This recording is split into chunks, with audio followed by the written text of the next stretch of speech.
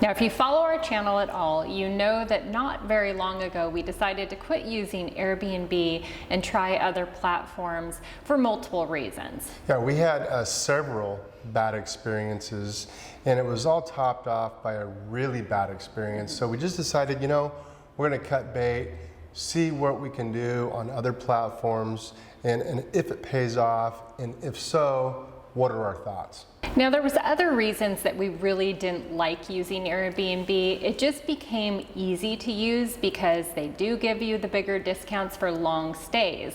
But one of the things we really disliked was how you gave your money to Airbnb multiple months before you were going to be traveling for them to hold, instead of having it in your own bank account. We also found that if there were any discrepancies between host, owner, and the guest, Airbnb was really good at playing the middle ground, kind of putting you off, kind of making you work for any kind of an answer. And you know, if you're playing the middle ground, the owner host isn't getting any benefits and neither is the guest. So it's one of those deals where who wins? Well, in a lot of cases, neither side wins. The other thing that we really disliked was the cancellation policy that Airbnb has. Pretty much they don't have a cancellation policy. When you rent a place, most of the time you are paying for it up front, like we said, many months ahead, and you don't get to cancel it. So it really locked you into your plans. Now, I get it that there are some that do allow cancellation policies, but in the areas we've traveled, very few of those. So what are our options? Airbnb made it so easy for you just to jump on their platform and book a listing. Well, we have found that there are other platforms that you can do the same thing. Are they as inexpensive? Is it as convenient? Well, we use Bookings and Expedia, and we found both of those platforms to be easy to use. Yeah, you know, on our stretch that we are on now, we are in Mexico, and prior to coming, our goal was to make all of our bookings before we went. We had reservations everywhere we were going. We didn't pay a penny in advance, and all of our reservations were cancelable up till pretty much the day before or the day of arrival. You know, we really, that to us, like, was a really great feeling, because we knew that if we wanted to veer, pivot, change the course, we could do that, where when we've locked in those rentals, we don't get that chance. As we really dug into, I'd always used Expedia, definitely had used Booking here and there, but this kind of forced our hand to dig deeper into both of these apps and kind of see what they had to offer. And we found that they had such great bonus offers. So if you've been with them for a while, you've done a lot of bookings, you earn different levels of status with them, which gives you better discounts. And then on Expedia especially, you actually earn points. And those points then you can apply towards your stays, the upcoming stays. We've had free hotel stays because of that. We got a free bottle of wine in one of our places. I don't know how good the wine was, but we drank it. We and actually it was free. really liked that one. Yeah, so it was good. Great. Now, I also want to say, I want to make this very clear, we're not sponsored by Bookings or Expedia. We don't get paid by them. They don't even know we're doing this video. So I want to make that very clear right away, is this is not us trying to push you in any certain direction.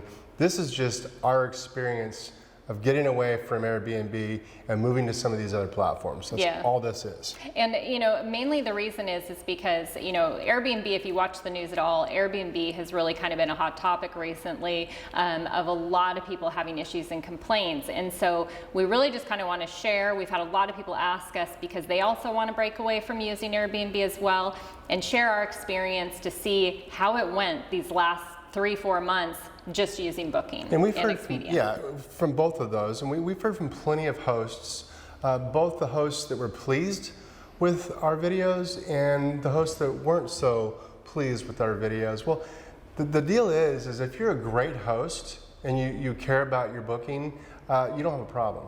But we need to weed out those bad hosts, because they give us all a headache, and I think you would agree with that as well. So another big question people have is, how did we find the price comparison? We really wanted to use this stretch of time to really test this and see how it was going to break down in the end. Airbnb had the big discount if you stayed 28 days or longer. That's what made it so appealing to us, is we could stay 28 days plus and get that discount. Now we're not getting that, but that also forced our hand to maybe move a little quicker. It did, and I think that was one of those things in the beginning. We thought, well, we don't have any benefits staying 28 days, so let's go ahead and just move every week, 2 weeks, whatever we were comfortable with. And, we kind of wondered how that was going to go, but we ended up absolutely loving it. Having that freedom has been really great. Having the freedom, having our money not tied up months in advance, is part of that freedom. Now, did the comparison on how much we spent match up? Not too bad if you consider the fact that if we were using Airbnb and moving just as quick, it would have been about the same.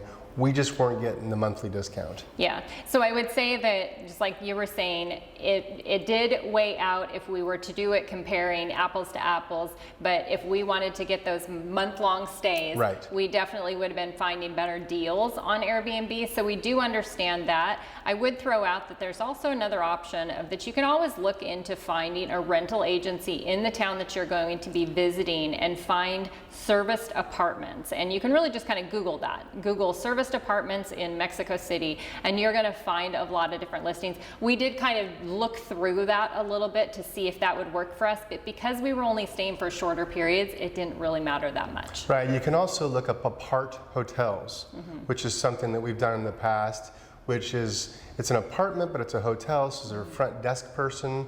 You usually get a free breakfast with that too.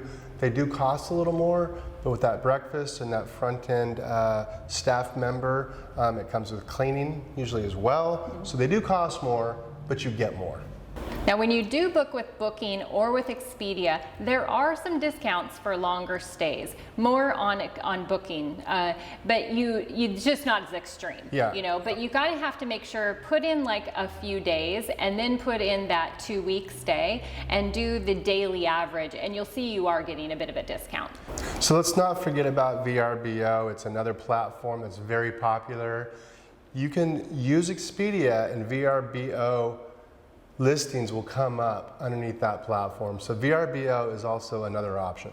Now, like we mentioned in the intro there, the major benefit that we see is not giving our money to Airbnb ahead of time and having that freedom to book refundable reservations and not have our money out of our savings account, and we are still making interest on it.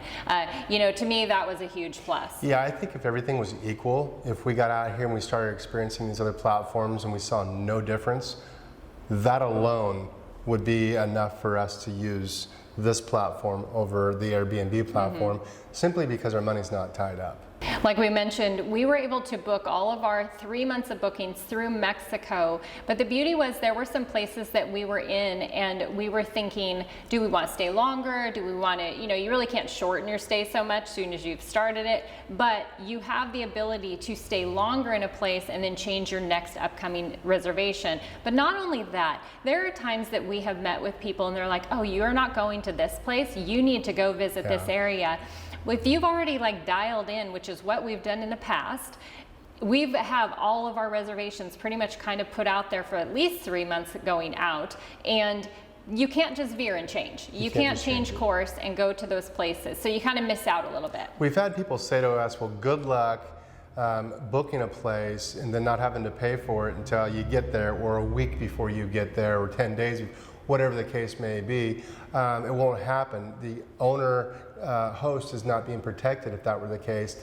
That doesn't exist. Well, yes, it does exist. It exists on these platforms, and the freedom that we have, we're looking to becoming even more free moving forward because of this. Yeah, we one of the things with the being able to search for those or the ones where you don't have to pay anything ahead or that they're refundable, you can always just do that search by clicking those filters on the side. So you're narrowing down the ones that say reserve now, pay later. That's what we search for. Then we're not locked into anything. We can just go ahead. We know we've got a place reserved, but then we can also keep watching prices and see if prices drop down. Sometimes the deals become better, cancel that one and grab the next one.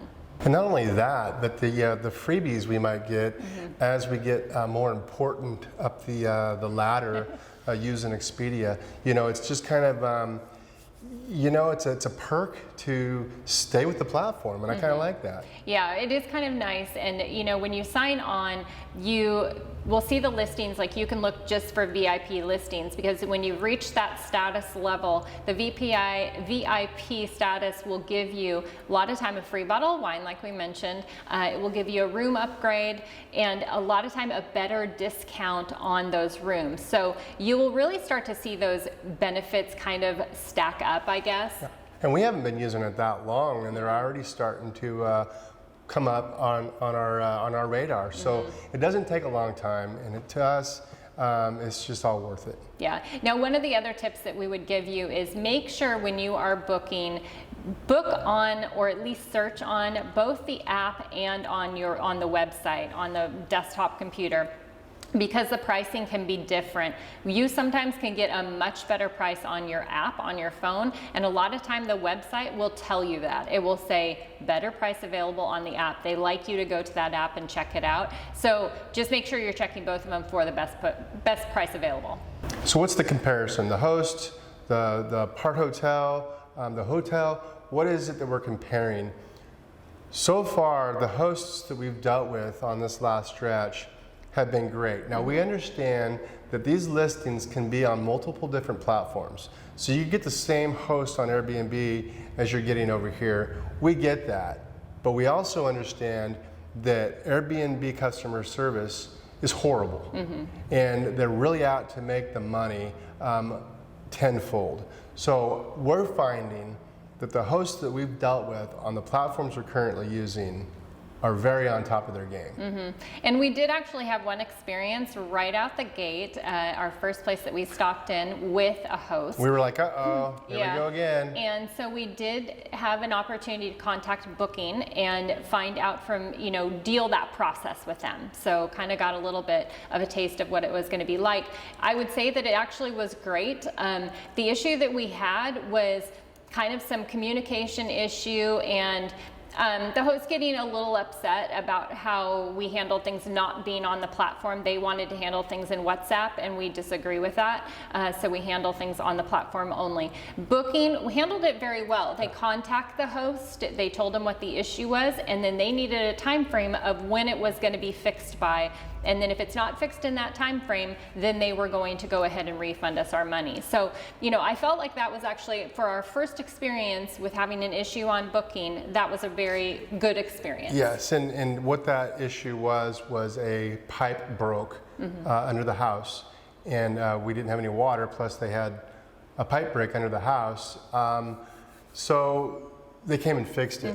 And it wasn't in us complaining, hey, we have no water, I think the pipe broke, this is the situation. Well, they wanted us to go through WhatsApp. We went through the platform. It was fixed immediately. Yeah. It seemed like the next day the plumber was there and fixed everything. Everything was fine. But the point being is we didn't have to go through 8 different Airbnb representatives. We went through one person, and that one person gave us all the answers that we wanted to hear, and it was resolved very quickly. Yeah, and one of the things when you said talk to like 8 different, because we've done that, they actually had me stay on the line while they contacted the host. Even though you stay online for quite a while, you had somebody on the line. It wasn't like, hey, we'll call you back, because then you just never hear from them again from Airbnb. So you have to call again. So I think that as far as for dealing with hosts, what we have found is it's hit and miss. You are going to have some of the best hosts ever, and I would say that 90% of our hosts have been fantastic. We haven't had an issue. Okay, I mentioned the apart hotel a little bit earlier. We're going to expand on that a little bit. One of the reasons why we're really enjoying the hotel or apart hotel is simply because we might arrive someplace 5 hours before check-in, and we've done it. We've sat in restaurants and delis and with all of our luggage, and we can just show up, leave them with all of our gear, they lock it up in the back room, and we can go explore for the next 5 hours without our luggage. So that is something that we've done that, I don't know how many times, but on this last stretch we've had to do it twice, and both times we were very grateful. Yeah, it was very nice to be able to drop everything off. Yeah, and I think that apart hotels, out of all of the places that we stay, are pretty much our #1 choice, mainly because we have a front door staff. We have somebody just actually right there, that if there's an issue, you're missing something, whatever you need, you can directly go talk to somebody. That is, to me, the biggest bonus of that. And for anybody who's not familiar with what an apart hotel is, it's an apartment basically combined hotel. So you have that front door staff. You don't typically have maybe all the amenities that you would have in a hotel, but you have the apartment amenities that you're looking for. So you have the bedrooms, you have the kitchen, right. You have a full living room, so you kind of have more space.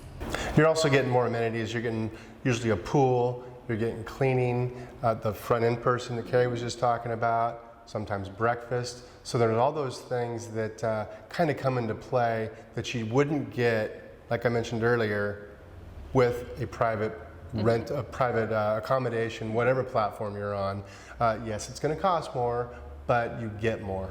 Yeah, and you know, if you're a solo traveler, the apart hotel is just one of those, you still get that feeling of being in a full rental size, but you have also that security and feeling that you're also in a hotel, you know, because when we are staying places if we're staying someplace no more than a week, we can sometimes just decide to use in a hotel, but we need to work, we need a little bit more space for that, but anything over that, we need that more space. So we're either going to have a host, and be in one of those kind of rentals, or we need an apart hotel.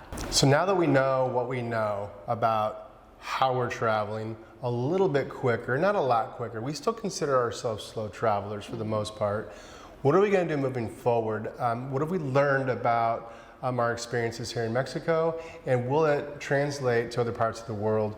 We believe it will. We're going to continue along this path. Yeah, we're 100% continuing with how we've been doing things as far as who we're booking through. We've been very happy with that. We have zero intention of going back and using Airbnb unless they make incredibly large changes to their platform and how they do their business. But yeah, I think that we just appreciate too much the freedom this has given us. We're thankful for the issues that we ended up having because it did force our hand to try a different way of travel. Otherwise, you know, when we were getting that month-long discount, it just made it so comfortable to get that for so much less that we just would fall into, well, but we can stay here for this much money. So this just forced our hand. So our next destination is Argentina in South America. We plan on booking our first accommodation upon arrival and then going from there. We don't know yet. We know we're going to Mendoza. We know we're going into Chile. We know kind of the path we're going on, but we're not going to book anything until after we arrive. And you know, I think that we're excited for that freedom, and we wouldn't have had it otherwise. We wouldn't have had that feeling that we could do this because we would need to book ahead to get a decent place. There's a lot of hotels, you know, you can choose from a lot of places, and just keep watching those listings and be selective and watch. If the prices start going up, then go ahead and lock something in.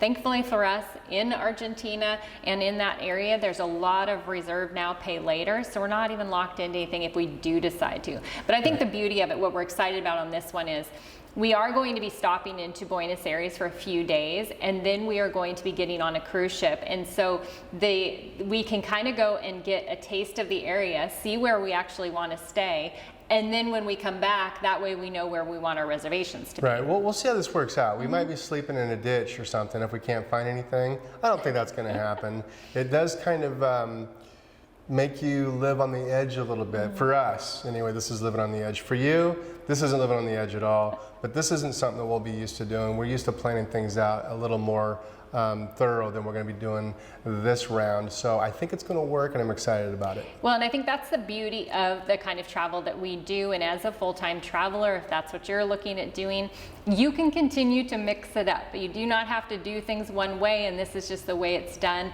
We are changing things all the time. If you watch our channel, you'll know that. Yeah. Like Brian said, we still consider ourselves slow travelers because whenever we want to, we can slow down. For instance, the location we're in right now, we are here for just about a month. So we can slow when we need to, but right now we're in that phase where we kind of want to try this out and see the moving a little quicker and then stop or slow when we want to. Right, we can do whatever we want to.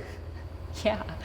All right. Well, we hope that you found this interesting. If you are interested in knowing more about like our first experience with Airbnb, you can go ahead and check that out on our playlist, and that will give you a little more in depth of why we stopped and just kind of that process. Thank you for watching. You're the best. We appreciate you. We'll see you next time. Cheers.